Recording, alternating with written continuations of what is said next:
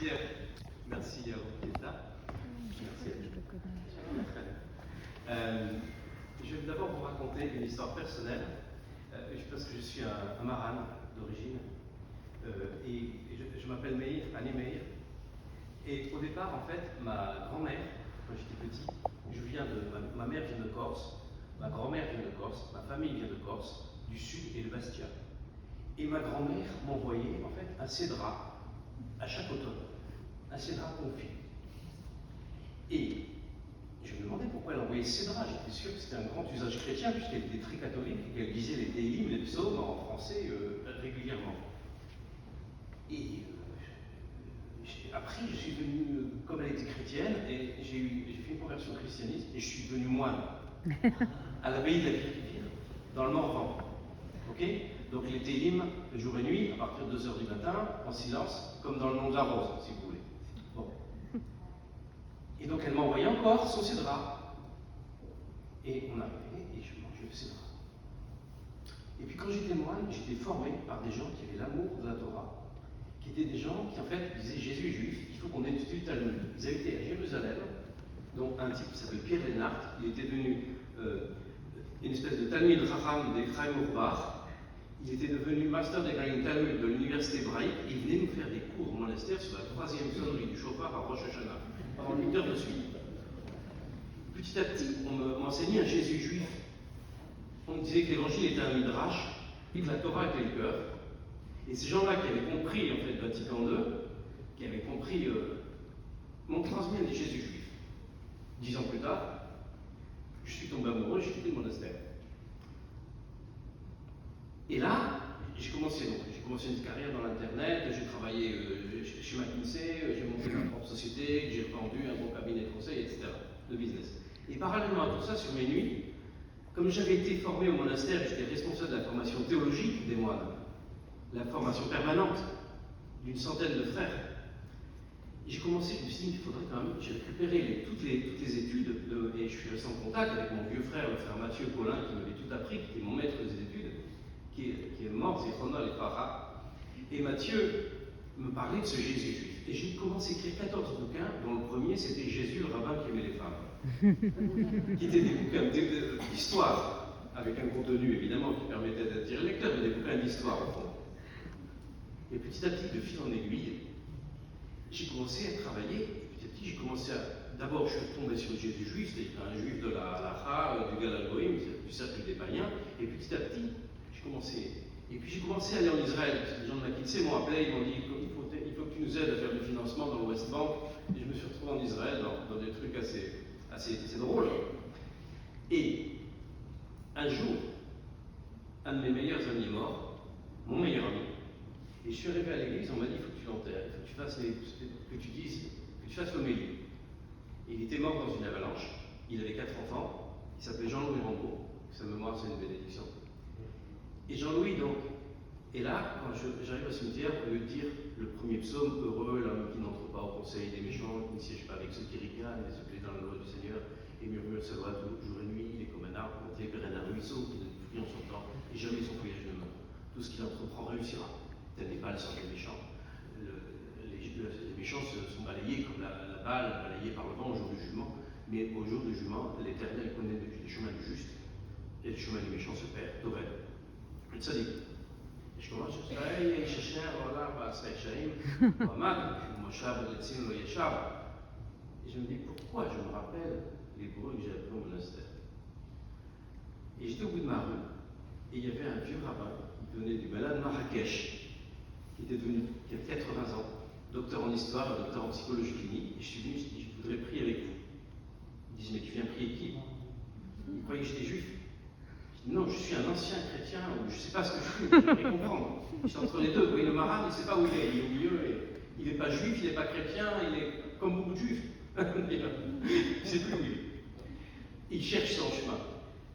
Et donc, ce vieil homme, en fait, tout le monde s'est dit, c'était des voyous, il venait des malades. Mais un est de Marrakech, c'était des érudits en Torah. Et ils ont demandé, mais est-ce qu'il peut prier avec nous?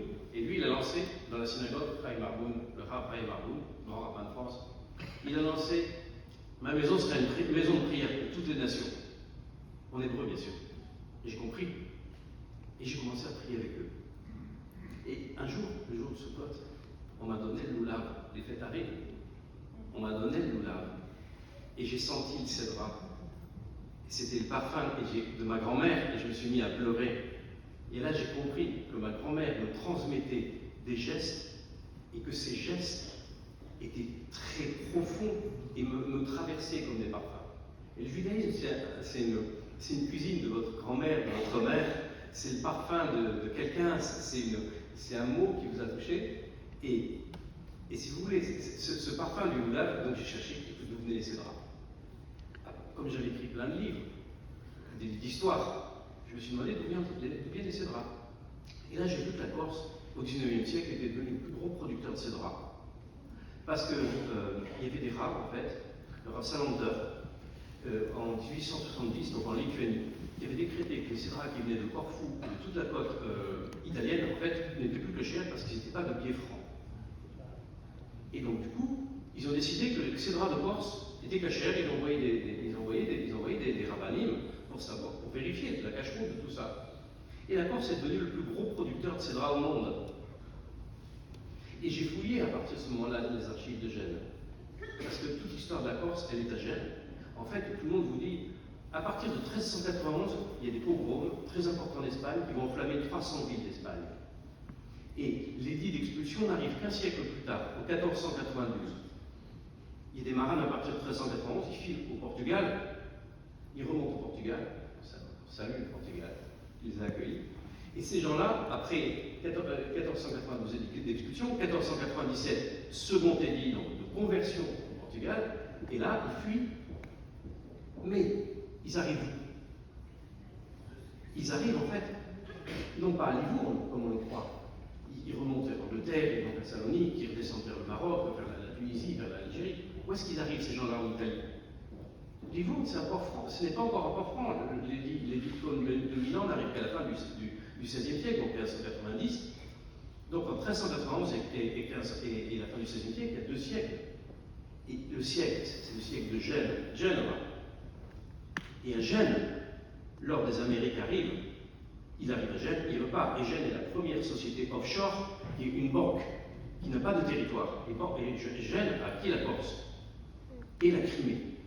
Et il donne la Crimée, la péninsule de Crimée, en gérance à Moïse, à la famille Moïse de Grisolf. Donc tous les marins qui sont arrivés, qui étaient des banquiers, qui étaient des commerçants, qui étaient des médecins, c'est ceux qui laissent des traces dans les archives de Gênes, mais tous les autres étaient là. Ils arrivent dans le port de Gênes en 1492, ça nous est décrit par Samuel Mousquet. On sait que les femmes arrivent avec les enfants au sein, qu'ils vendent leurs enfants, etc. Et bien la plupart, beaucoup vont arriver en Corse. Ils arrivent en Corse, sauf qu'en Corse, il n'y a pas de rabbin.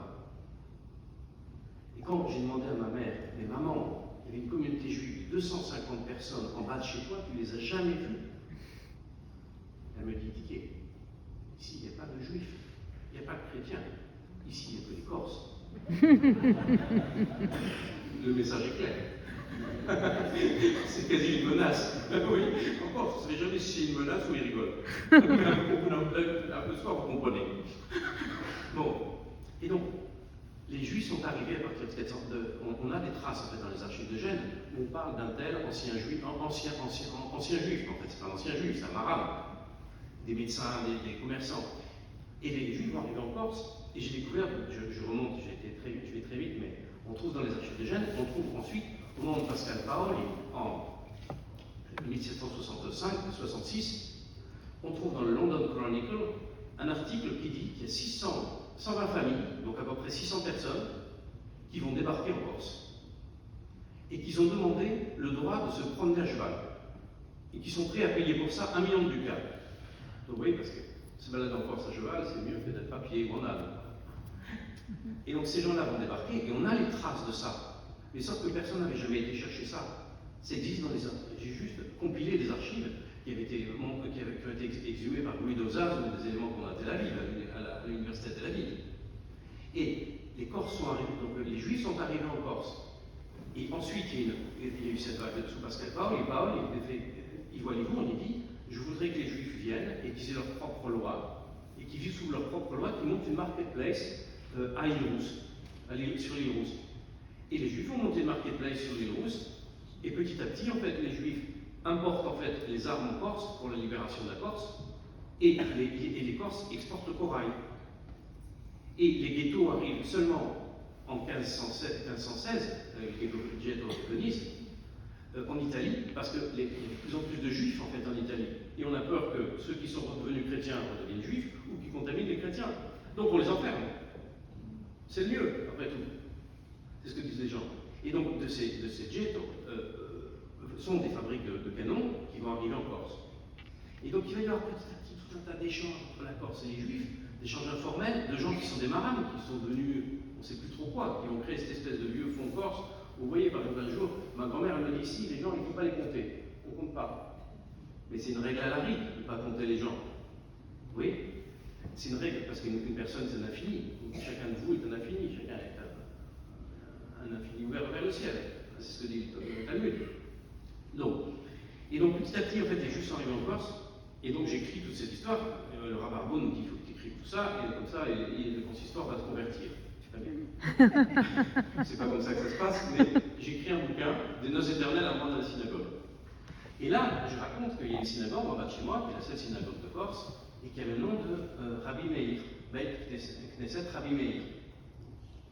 Et là, il y a deux juifs qui viennent me voir, Guy Sabag et son frère Benny, et ils me disent écoute, Meir, c'est Meir Toledano, c'est notre grand-père.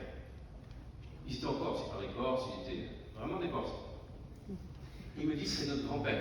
Et en fait, il vous racontera ça. 740 juifs sont arrivés à Ajaccio en 1915. Ils venaient du Maroc, arrivés par Tibériade, arrivés à la Canée en Crète, ils se font chasser et ils arrivent. Et l'un des personnes qui a financé ce centre, avec qui j'étais ce matin, Sidney Toledano, qui est un grand ami de Joël Mergui, qui a financé ce centre au départ. Et en fait, un de nos cousins, en fait, on s'est aperçu. Vous vous rendez compte? Donc le patron de Dior, le type a un type qui est un patron d'LVMH mondial. Et donc petit à petit, on a retrouvé toutes ces filiations, tous ces liens, toutes ces communautés. Et donc il y a des gens qui s'éveillent en Corse. Les Chabad sont arrivés, ont ouvert une donc avec les enfants du Rabbi Levi Pinson, sont arrivés en fait de Nice, ils sont arrivés donc à Ajaccio. Et là, il y a des gens qui commencent à faire leur allié, non pas en Israël, mais en Corse. En disant c'est le seul territoire qui nous restera.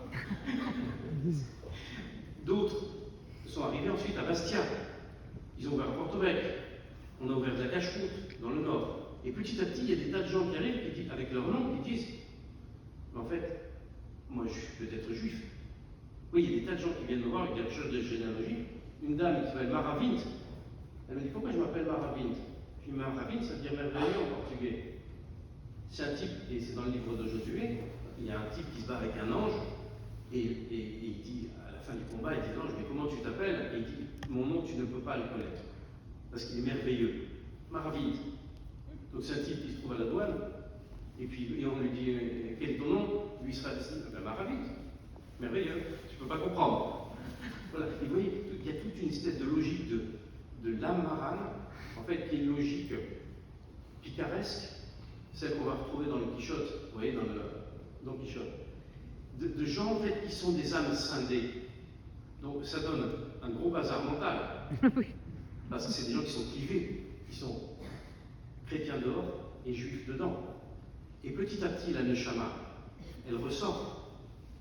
Et le problème, c'est que quand la Neshama ressort, ça fait quand même assez mal, parce que vous êtes obligé en fait d'oublier, d'abord de couper à l'intérieur de vous et de choisir. Alors certains vont être des Gertoshav, des Juifs du seuil, qui ne prendront pas les 613 mitzvot, ils seront sous la Torah des Noachim. Et d'autres, moi j'ai fait le parcours, avec ma famille, j'ai fait le parcours de conversion. Voilà la Guyot. Et donc vous voyez qu'à partir de ces draps, on peut aller très très très loin. Voilà, c'est tout le bonheur que je vous souhaite pour cette fête.